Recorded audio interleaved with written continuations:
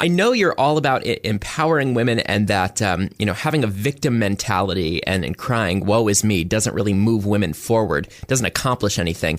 But I was reading about current discrimination against women in the workplace. And I read that one of the fastest growing types of employment discrimination against women is among pregnant women. Pregnant workers report growing discrimination.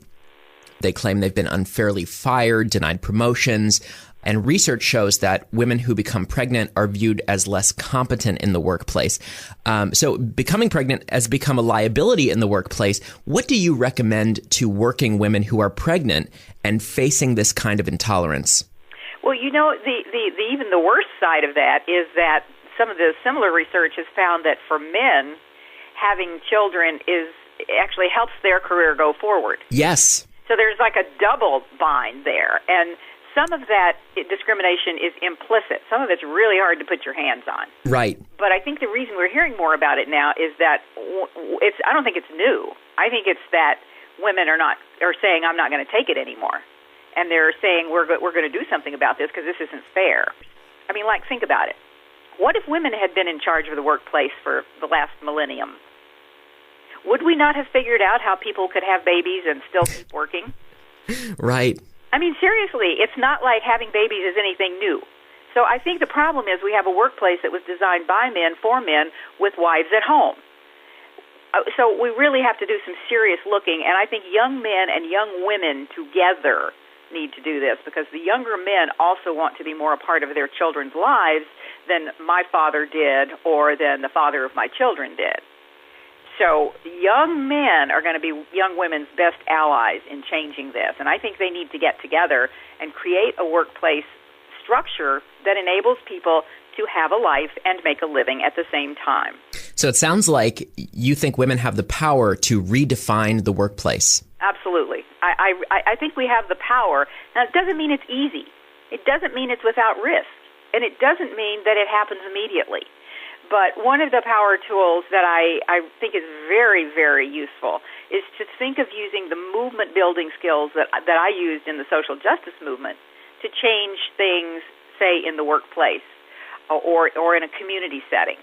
And movement building can be two people. It doesn't have to be a big, showy kind of initiative. But it simply means don't isolate yourself and think you have to solve your problem or that you're the only one with that problem. Reach out. Ask a sister or a brother for help if you need it. Offer it to another person who you think might need that help. See if somebody else has the same problem. So have the courage to put your issue out there.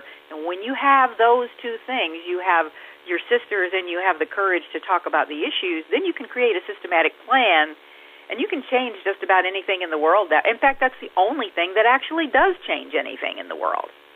Also, on a more superficial level, and I'm really fascinated by this, when a man is confident and decisive and powerful, we say, wow, isn't that great?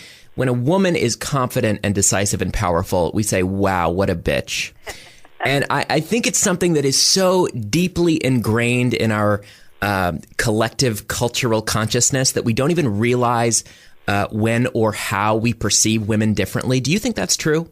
Oh, I think you've just nailed it right there, Walker. I think it's exactly right, and that's part of the problem of changing the culture while you're living in it, because sometimes it's really hard to see. As they say, the fish can't see the water they're swimming in. It's really hard to see. I think it's hard for the men to see what they're doing, and it's hard sometimes for the women to even recognize what's being done to them.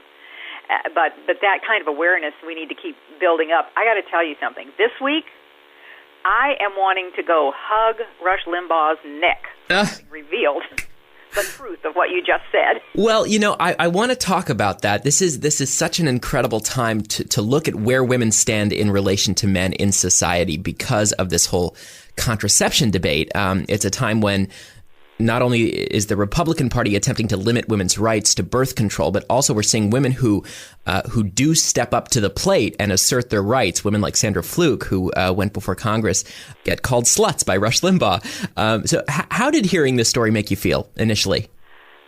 Well, at first it just seemed like, this is another Rush Limbaugh thing. Mm-hmm. This is like, okay, we've been there, we've done that, we've seen it, we've all got the T-shirt. And then I realized, no. This is, number one, Rush crossed over a line. Mm-hmm. And it's an invisible invisible line, but it's a line. It's that old thing of, like what the Supreme Court said about pornography. You know it when you see it. I think the general public knows it when they see that somebody steps over a line that is just into an area that is totally inappropriate, that had gone beyond being entertaining or funny or, just kind of a little insult that we're used to, into some really new territory. Secondly, the optic juxtaposition of Rush Limbaugh, older white man, and at the same time, Senator Roy Blunt, older white man who called a hearing and had only white men testifying, and this fresh-faced, smart young woman who for all the world looks like the daughter we all love or the sister we all love. I mean, I think it just opened up something. It literally was one of those splitting the world open moments. Yeah, it was symbolic. It was. She gets called a slut because she doesn't want a bunch of white men deciding what she does with her own body. I'm all for crossing over the line. I just thought it was wrong. I mean, there was nothing in his argument that had any validity. Right, and to imply that every woman who uses birth control is ipso facto a prostitute or a slut. Please. It's hilarious. This from a man who was caught with Viagra among his other drugs? Exactly, with his OxyContin and his Vicodin. Yes, exactly. Yes. And not to mention he's been married 4 times and has no children. Yes, how about that? I wonder what's going on there. It must just be the magic of Jesus. That must be it. Got it. It's interesting, though, because not only is this a political issue because of those of us who believe contraception should be available as part of healthcare coverage, but it's become a religious issue as well because of the conservative belief that by making birth control available, the government is infringing on religious freedom. But it's also a women's issue, a women's health and women's rights issue. Can you talk about that? Well, it's fun. It is very much so a women's health and rights issue because birth control is used by 99% of the American people. And by the way, that would mean men and women. But for women who have the reproductive organs that have to be dealt with in order to prevent unintended pregnancy, birth control is simply a part of staying healthy, of having healthy, planned children, being able to have healthy pregnancies when you decide to have them, and being able to, and this spills over into the women's rights, being able to, as I found from my own experience as a young woman, being able to actually have a life, being able to actually have a life of my own, as well as having the joys of motherhood in my life when I was ready and could really take good care of those children. But I want to say this, Walker.